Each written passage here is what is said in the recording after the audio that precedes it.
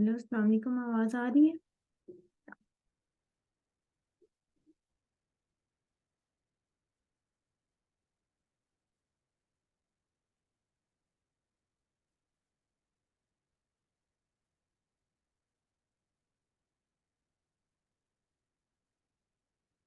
Hello, अस्सलाम वालेकुम बेटा, आपको आवाज आ रही है?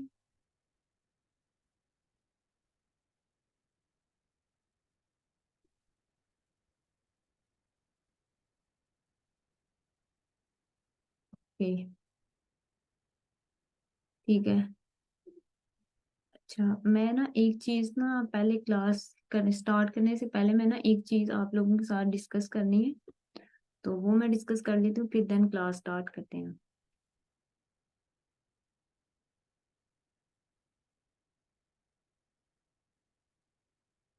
अच्छा, ये चीज है कि मतलब कुछ लोग जो मतलब मैसेज करते हैं वो कहते हैं कि मैम आप इतनी कम फी क्यों रखी है।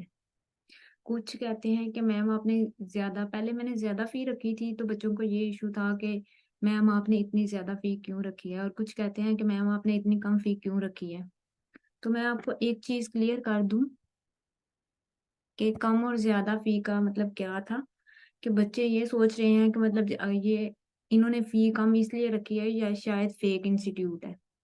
लेकिन इस तरह कुछ भी नहीं है, ये एक रियल इंस्टीट्यूट है। जो जो बच्चे क्लासेस ले रहे हैं उनको तो ऑलरेडी पता है, जिन्होंने पे किया है उनको भी ऑलरेडी पता है।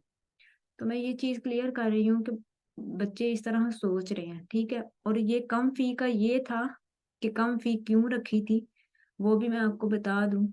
क्योंकि सारे लोग जो हैं वो, जो सारे स्टूडेंट हैं वो पे नहीं कर सकते इतनी ज्यादा फी, ठीक है।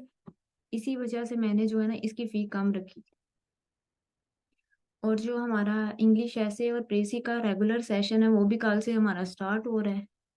ये तहसीलदार का ये तो ऑलरेडी स्टार्ट है, लेकिन उसके बाद जो मतलब कल से है वो हमारा इंग्लिश ऐसे और प्रेसी का रेगुलर सेशन स्टार्ट है। ओके।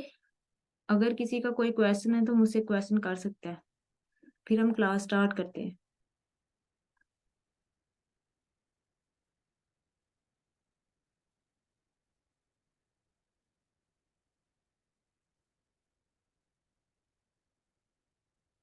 No question, okay. हम क्लास को स्टार्ट करते हैं और आज हम पहले करेंगे प्रेसी।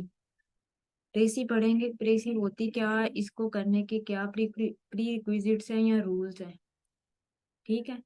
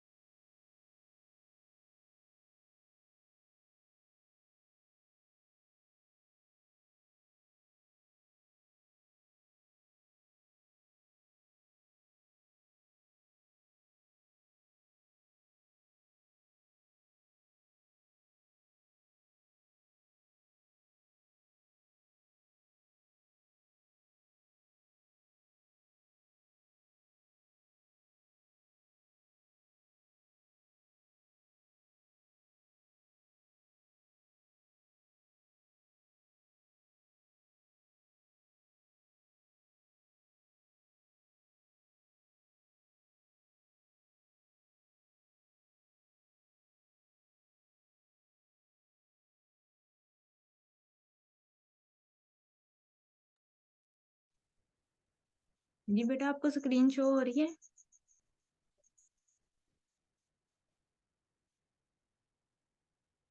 तो मुझे मैसेज कर दीजिएगा काइंडली।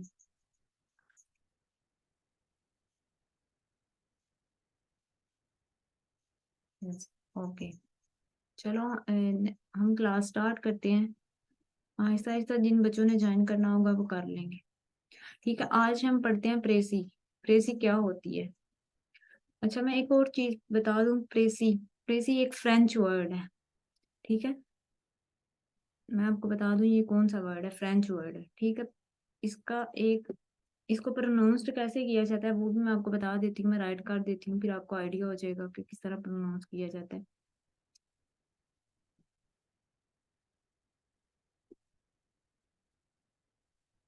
Okay. अच्छा, ये पहली बात है, ये एक फ्रेंच वर्ड है। नेक्स्ट, इसको प्रोनाउंस कैसे करना है? प्रेसी। ये इसकी प्रोनाउंस की एब्रीविएशन है। ठीक है, देन हम स्टार्ट करते हैं। प्रेसी होती क्या है वो भी मैं आपको बता दूं। प्रेसी एक concise summary of the essential points, statements और फैक्ट। इसको आप इजी वर्ड में अगर कहो तो ये हो सकता है प्रेसी के एक पैराग्राफ जो गिवन होता है उसको हम कंसाइज यानी वन थर्ड करके लिख दें, कंसाइज करके लिख दे तो वो प्रेस। ठीक है, नेक्स्ट हम स्टार्ट करते हैं। मैंने आपको बता दिया कि प्रेसी क्या है, उसके बाद बेसिक रूल उसके क्या हैं वो मैं आपको बता देती हूँ। बेसिक रूल्स क्या है? सबसे पहले आता है टाइटल। टाइटल क्या होता है?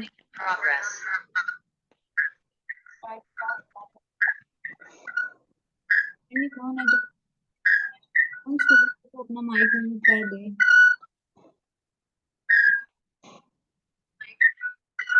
ये कौन स्टूडेंट है वो अपना माइक म्यूट कर दे? अली, अपना माइक म्यूट कीजिए।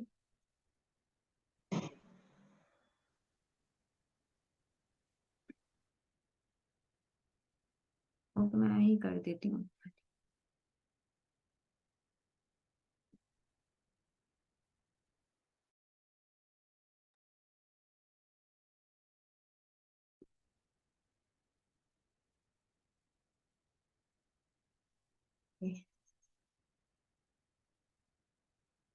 मैंने बता दिया प्रेसी क्या होती है। प्रेसी फ्रेंच वर्ड है और इसको इस तरह प्रोनाउंस करना है। और प्रेसी क्या होती है? कंसाइज समरी होती है, एसेंशियल पॉइंट्स, स्टेटमेंट्स और फैक्ट होते हैं, वो होती है प्रेसी।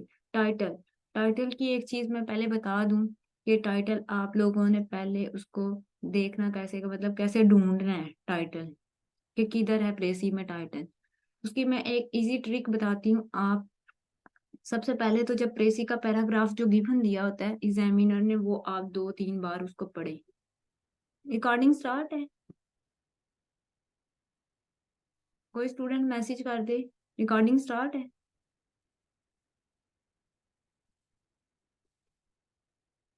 जी ओके, ठीक है। अच्छा, टाइटल को आपने किस तरह ढूंढना है कि मतलब टाइटल किधर गिवन होगा?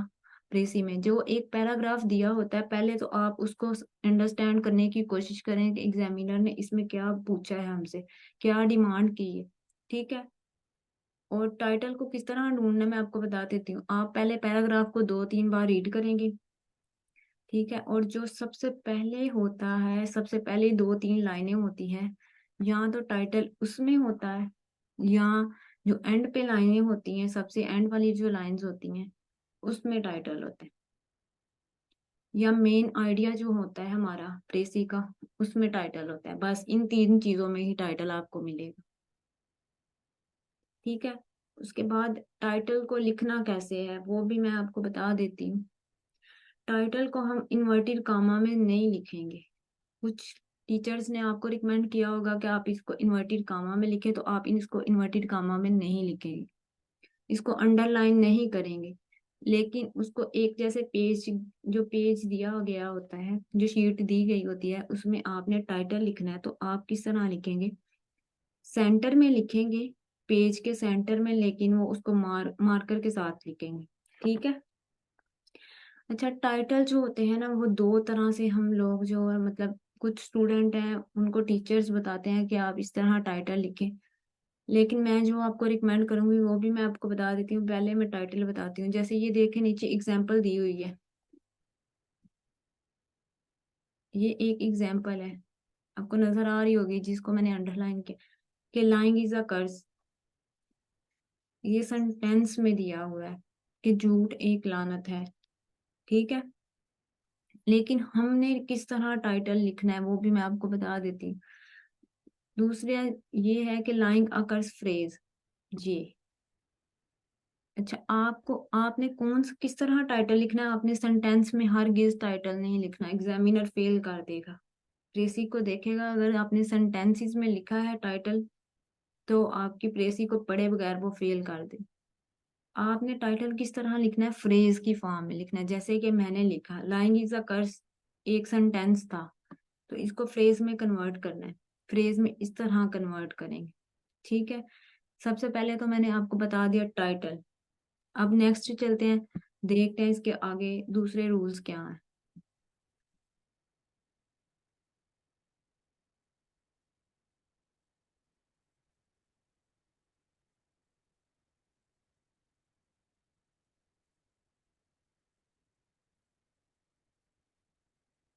देखिए इस बच्चे को कौन सा क्वेश्चन है। मैम फ्रेज में कैसे कन्वर्ट करेंगे? अच्छा, फ्रेज में कैसे कन्वर्ट करेंगे वो भी मैं आपको बता देती हूँ। जैसे एक लंबा सा सेंटेंस दिया होता है जिसमें कंप्लीट सेंस होती है, आप कंप्लीट सेंस नहीं लिखेंगे कि इसने, जैसे कोई एक टाइटल कोई भी बता दो, अगर किसी के जहन में कोई टाइटल आ रहा है वो बता दे मुझे कि कोई ऐसा टाइटल कोई सेंटेंस की फॉर्म है, तो मैं उसको फ्रेज में कन्वर्ट करके बता देती हूँ कि किस तरह आप लिखोगे।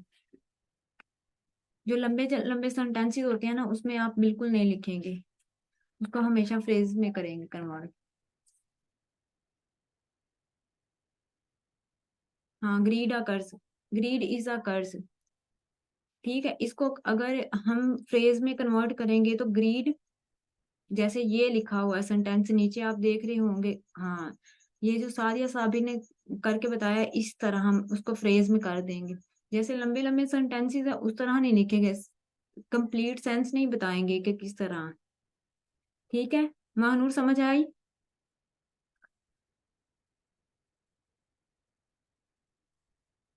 ओके देन, हम चलते हैं कि टाइटल मैंने बता दिया, मैं आगे नेक्स्ट आपको बता दूंगी टाइटल लिखने का मेथड किस तरह हम करेंगे।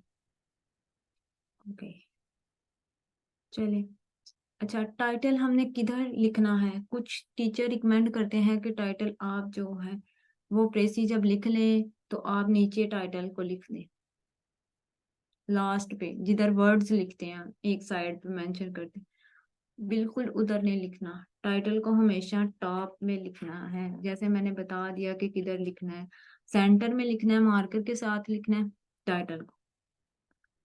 ठीक है, और उसके बाद हमने ट्रेसी का एक रूल और है कि आपने थर्ड पर्सन प्रोनाउन यूज करना है।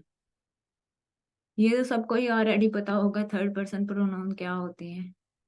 अच्छा, एक और चीज मैं बता दूं कि ये थर्ड पर्सन प्रोनाउन जो हमने यूज करने हैं ना, तो हमने इसकी ऑब्जेक्टिव फॉर्म यूज करनी है, जैसे आई माई मी, यू योर, ये नहीं यूज करेंगे।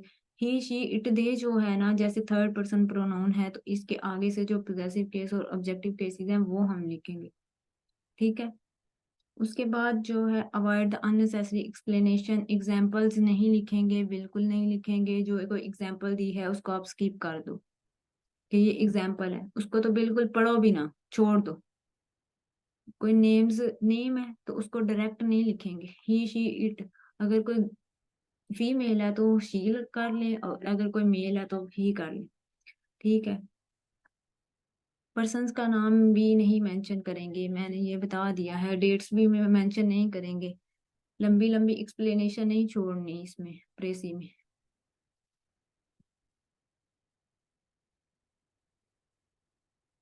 अच्छा, सबसे पहले आप लोग प्रेसी करने का एक रूल तरीका ये है कि आपने एक गिवन जो पैराग्राफ होता है उसको देखो। ठीक है, उसको 2-3 बार रीड करो, जो समझ आई वो लिख लो। किस तरह लिखना है, आप जो आपको बुकलेट मिली होती है उसकी बैक साइड पे जाओ, देन आप लिख लो जो जो आपको समझ आती है प्रेसी में, पैराग्राफ में, कि ये मुझे समझ आई। जो सेंटेंसेस की समझ नहीं आती छोड़ दो। अच्छा, एक और चीज मैं आपको बता दूं, जो फर्स्ट लाइन्स होती हैं उसको कभी नहीं छोड़ो, उसकी थोड़ी भी समझ आती है लिख लो। सिंपल लैंग्वेज यूज करो, इधर उधर की कम्प्लेक्स या कंपाउंड सेंटेंसेस नहीं यूज करो कि इतने इतने मुश्किल जुमले बना बना के रख लो। नहीं, बिल्कुल ऐसा नहीं करना। जो समझ आती है आप उस तरह करो, जैसे मैं आपको करके बताऊंगी कि किस तरह ट्रेसी को करना है। ठीक है, फिर जो मतलब सेंटेंसेस बनाए होते हैं उनको कंबाइन करके हम फाइनल ड्राफ्ट बनाते हैं। पहले आप लोग सारे रफ ड्राफ्ट बनाएंगे। अच्छा, एक और मैं चीज बता दूं, रफ ड्राफ्ट हम जो बैक साइड पे बनाएंगे, टीचर कुछ रिकमेंड करते हैं कि हमने बैक साइड पे बना दिया, अब हम उसको उधर ही रहने देंगे, क्रॉस कर देंगे और फाइनल ड्राफ्ट इधर लिख लेंगे। ठीक है, लेकिन इस तरह आप बिल्कुल नहीं करेंगे। रफ ड्राफ्ट को इस तरह नहीं करेंगे कि मतलब आप इस तरह करें कि रफ ड्राफ्ट जो बैक साइड पे आपने लिख लिया है पेपर की, उसको क्रॉस कर दें। उधर से तो क्रॉस कर देंगे, लेकिन रफ ड्राफ्ट आप जो जिधर प्रेसी का फाइनल ड्राफ्ट लिख रहे हैं ना, उससे पहले आप रफ ड्राफ्ट भी लिखेंगे नीट करके, ताकि एग्जामिनर को समझ आए कि इस बच्चे ने कितनी मेहनत की है प्रेसी के लिए। ठीक है, इसको कुछ समझ आई है। आप ये नहीं करेंगे कि रफ ड्राफ्ट को छोड़ देंगे उस साइड पे, नहीं, उसको क्रॉस कर दो उस साइड से, लेकिन इधर नीट करके लिखो। अच्छा, फाइनल ड्राफ्ट आ गया।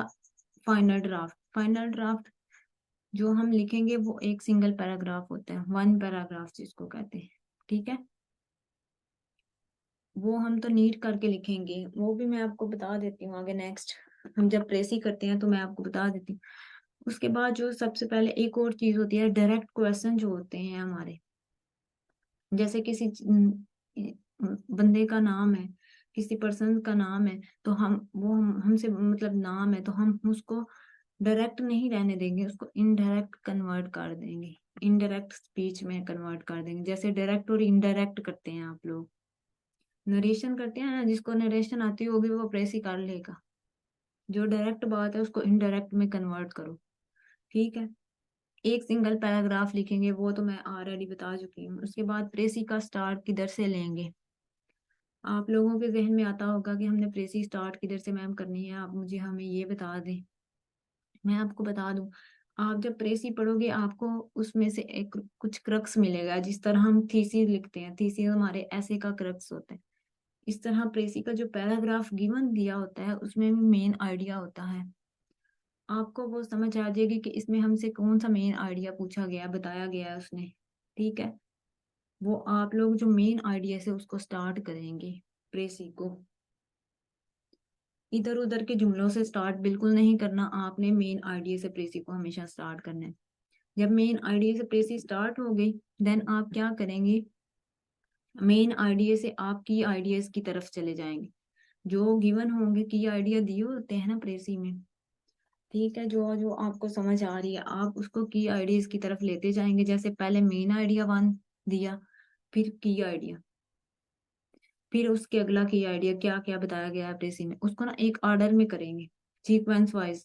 ठीक है, उसके बाद सिंपल लैंग्वेज यूज करेंगे। उसके बाद रीड द पैसेज केयरफुली, ये मैंने आपको बता दिया कि पैसेज को केयरफुली पढ़ना है, कि एग्जामिनर ने आपसे क्या पूछा है, क्या डिमांड की है, उसको फिर अंडरस्टैंड करना है।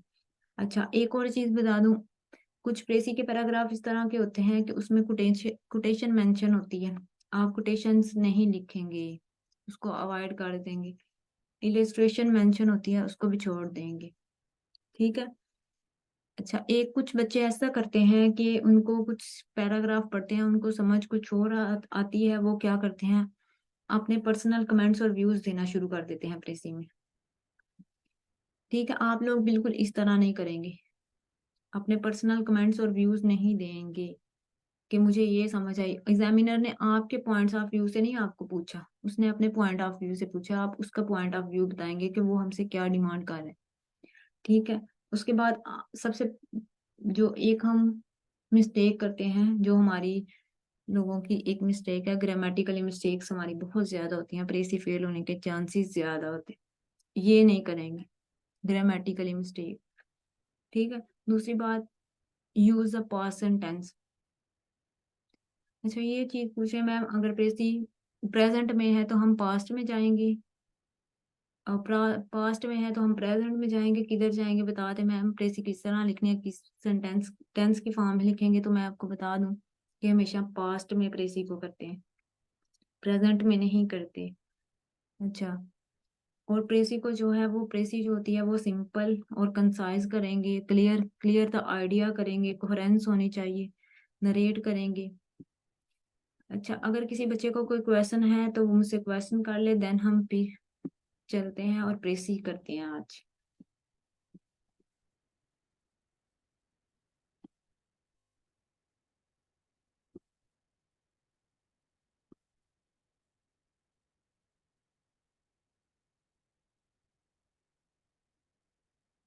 जी किसी का कोई क्वेश्चन है तो मुझसे क्वेश्चन कर ले, फिर हम नेक्स्ट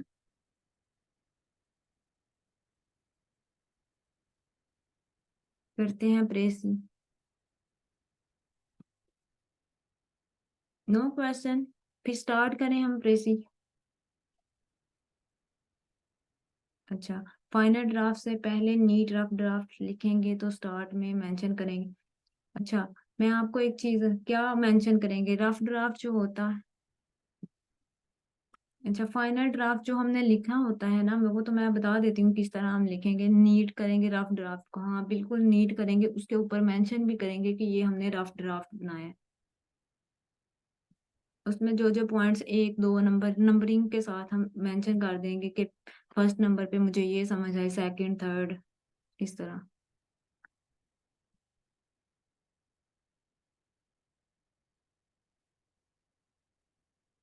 अच्छा, अगर किसी का कोई क्वेश्चन है तो बता दे, देन वो हम फिर नेक्स्ट जो है प्रेसी करते हैं। और मैं आप लोगों से आपके आइडियाज पूछती हूँ प्रेसी की, मतलब आप लोगों जो एक गिवन पैराग्राफ है उससे मैं पूछती हूँ कि आप लोगों को क्या समझ आई इस पैराग्राफ से। No question, okay. नेक्स्ट हम प्रेसी को स्टार्ट करते हैं, अगर किसी का कोई क्वेश्चन नहीं है तो।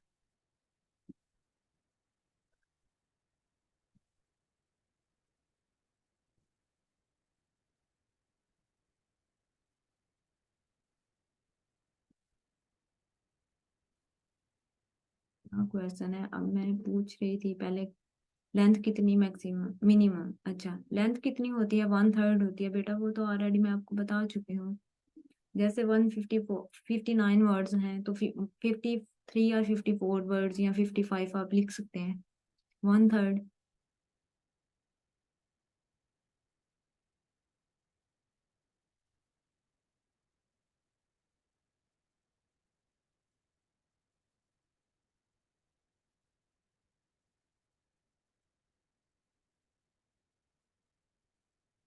चले, ये है एक पैराग्राफ।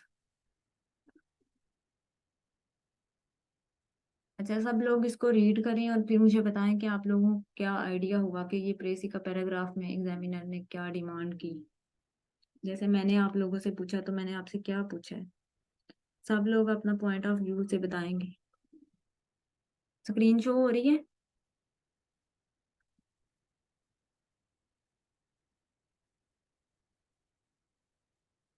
बेटा आप लोग इधर सोने नहीं आए, प्रेसी सीखने आए हैं, मैसेज काइंडली किया कि नहीं। अच्छा चले, आप सब लोग ये पैराग्राफ को केयरफुली रीड करें और अपने पॉइंट ऑफ व्यू से बताएं कि आपको क्या समझ आई है इस पैराग्राफ में।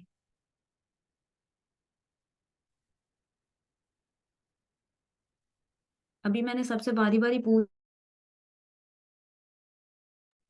ये जो बच्चे सोने आए हैं ना, अभी मैंने सबसे पूछना है कि आपको क्या पैराग्राफ की समझ आई।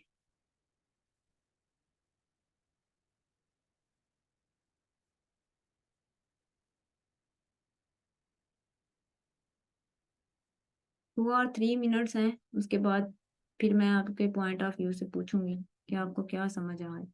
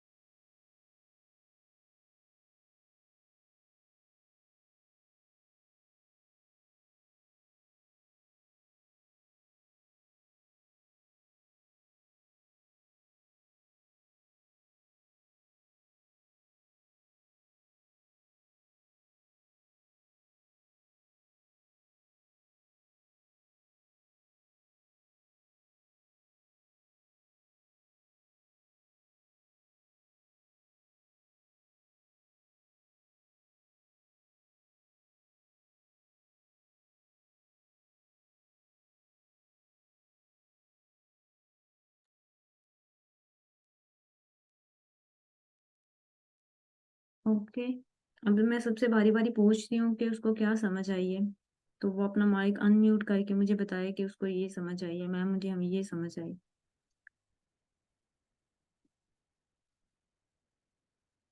अच्छा, सबसे पहले कौन स्टूडेंट है? उस्मान। चलिए उस्मान से ही पूछ लेते हैं। उस्मान, आपको क्या समझ आई इस पैराग्राफ में?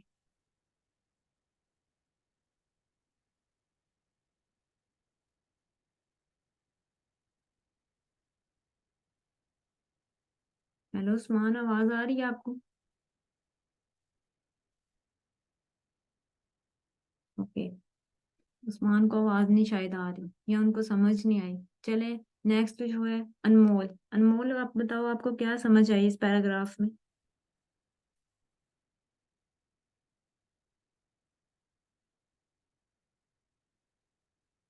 अनमोल, आपको क्या समझ आई है पैराग्राफ जो गिवन है?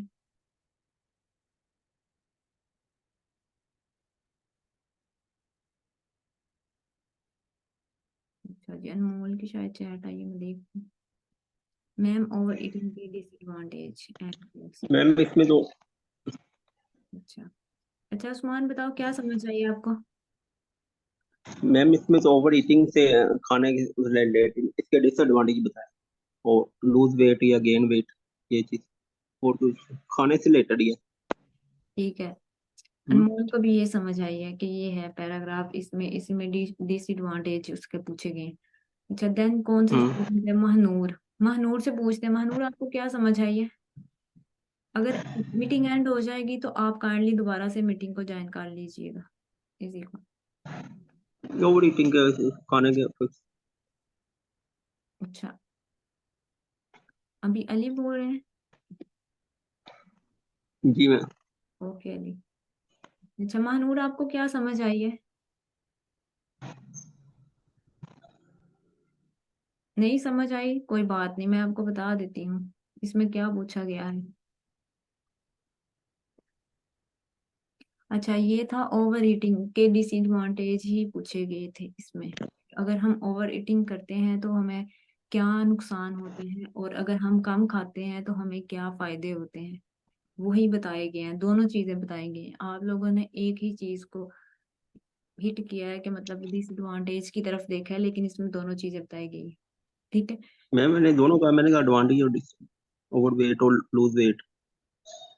अच्छा ठीक है उस्मान, ठीक है। अच्छा, अभी स्टार्ट करते हैं। Over eating is one of the most wonderful practice among those who think that they can afford it. अच्छा, इसमें ये क्या बात कर रहा है कि वो कह रहा है कि अगर हम जरूरत से ज्यादा कोई चीज को यूज कर लेते हैं, मतलब खा पी लेते हैं, तो वो क्या है कि कौन सोच रहा है? हम इसको एक्सपर्ट भी कह सकते हैं, मतलब हम नाम नहीं मेंशन करेंगे कौन है। अथॉरिटीज भी कह सकते हैं कौन सोच रहा है। ठीक है। ही भी करके कह सकते हैं। इसमें रिच पर्सन की बात भी हो रही है। इनडायरेक्ट वे में हम इसको कुछ भी कह सकते हैं। ठीक है। तो हम इसका ये पैराग्राफ जो दिया गया है, इसमें ये पहले बात बताई गई है कि जो लोग जरूरत से ज्यादा खाते हैं, मतलब किसकी कोई चैट है क्या है? रिच पीपल, मैंने बता दिया ऑलरेडी क्या रिच पीपल की बात ही हो रही है। इनडायरेक्ट वे में हम बता सकते हैं कि जरूरत से जब हम ज्यादा खाते हैं तो ये एक हैरत अंगेज तरीकों में से ना एक मेथड है। ठीक है। तो वो ये सोच रहे हैं रिच पीपल्स, या आप लगा लो कि कोई एक्सपर्ट्स बंदा है, वो ये कह रहा है कि रिच जो लोग हैं वो कंसीडर करते हैं कि ओवर ईटिंग का ये इश्यूज है। अच्छा, क्या है बेटा, आपको आवाज नहीं आ रही सबको?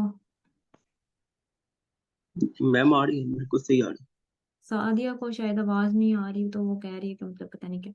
अच्छा, आगे क्या बात हुई है? इनफैक्ट अथॉरिटी सेज, कहती हैं दर हकीकत वो कहते हैं that nearly all who can get as much as they desire overeating to their disadvantage, कि अगर हम जरूरत से ज्यादा खाते हैं तो इसका नुकसान है, हेल्थ का इशू बन जाएगा। ठीक है।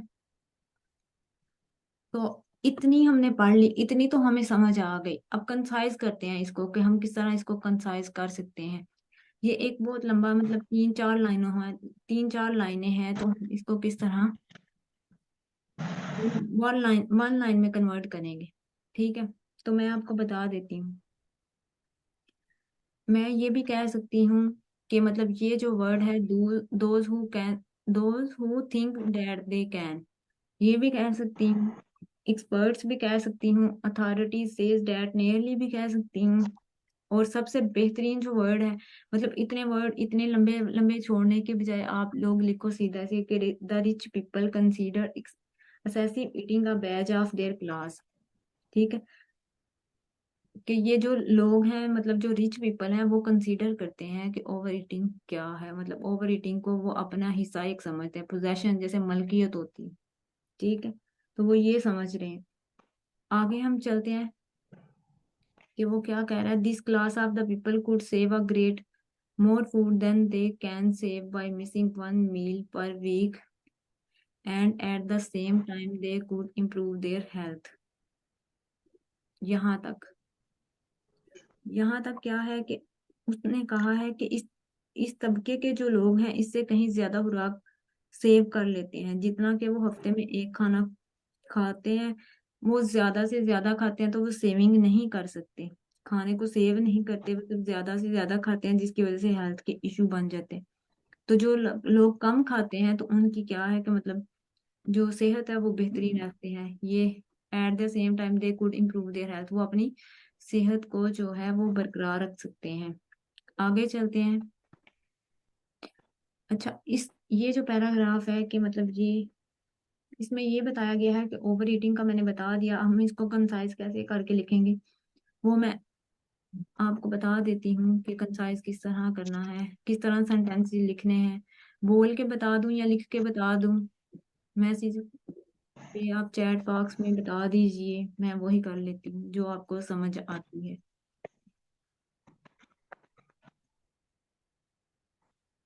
अच्छा जी, कौन किसका मैसेज आया है? अच्छा, बोल के बता दूं। ठीक ठीक। इस सादिया को आवाज नहीं आ रही। अच्छा, क्या था कि जो रिच पीपल है वो कंसीडर, जैसे मैं इंग्लिश में लिखूंगी तो मैं इसको कंप्रेस करके किस तरह लिखूंगी कि the rich consider excessive eating a Baij of their class, but this is a डेट्रिमेंटल practice. बस इतना, छोड़ दो, ये सारी का यही है। इतने इतने लंबे सेंटेंसेस नहीं लिखो। अगर इस तरह भी लिख सकते हो आप लोग, the rich regard the over eating a wonderful practice. आप लोग इसको इस तरह भी लिख सकते हो और इस तरह भी लिख सकते हो। अच्छा, और जो एक, अच्छा अभी आ रही है आवाज, ठीक है। अच्छा, जो आगे मैंने बताया था कि वो जो class of the people could save, इसको किस तरह हमने कंप्रेस करके लिखना है वो भी मैं आपको बता देती हूँ। इसको इस तरह भी लिख सकते हैं, सच people can not only save a great deal of food by eating less, but also यार देयर हेल्थ। और ये है इसका माइक प्रेस कर अनम्यूट है, काइंडली म्यूट कर दीजिए। है?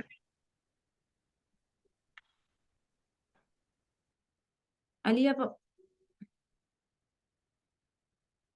अच्छा मैंने आपको बस कंसाइज करके बता दिया कि such people can not only save a great deal of food but by eating less, फिर कामा, फिर हम बताएंगे but also maintain their health.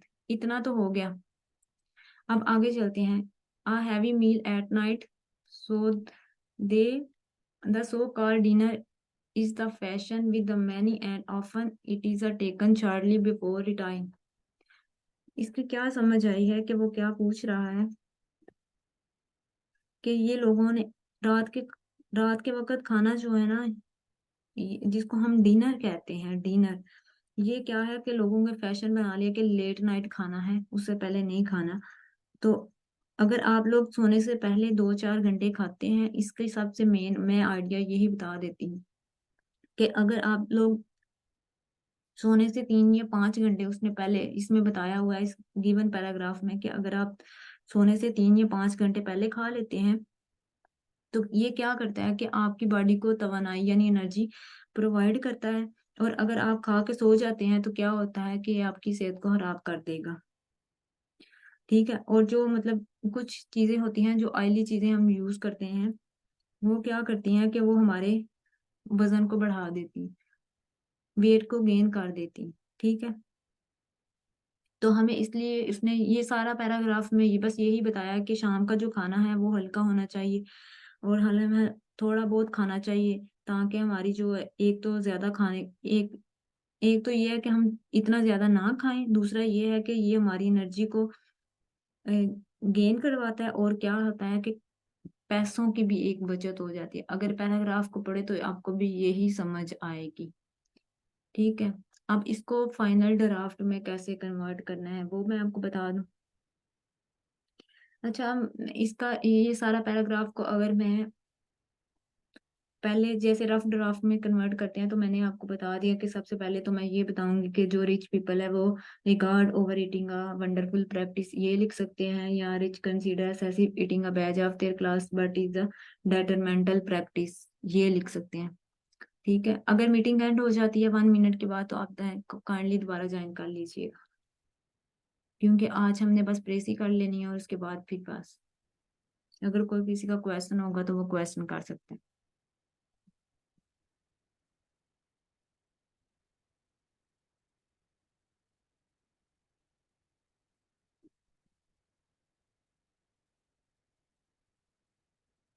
अच्छा, और मैंने दूसरी भी जो समझ आई यहाँ तक वो मैंने बता दिया कि उसको हमने किस तरह लिखना है।